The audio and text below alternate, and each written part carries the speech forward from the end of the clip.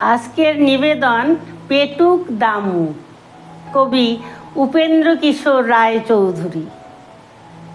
তিনটে কলা পেয়ে দামুর মনটা কেমন করে, গন্ডা দশেক হলে তবে পেটটা তাহার ভরে।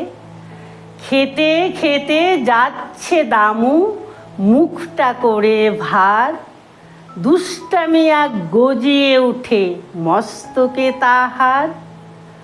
ভাবে দামু, ছোবরা যদি ঠিক ফেলতে পারি, পা পিছলে পড়বে করিম, মজা হবে ভারী।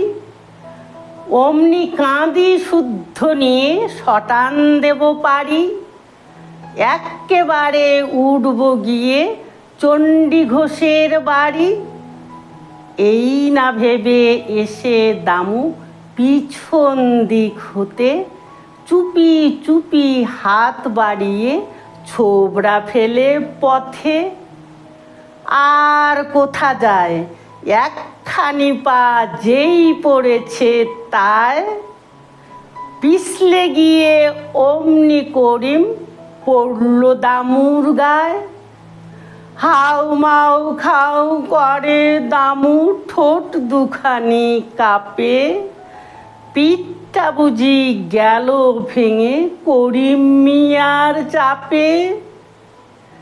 পেটের চেয়েও পিঠের জ্বালা দামু কেঁদে সারা, তার প্রতিফল পায় যেমন কাজটি করে যারা। তার প্রতিফল পায় যেমন কাজটি করে যারা। নমস্কার।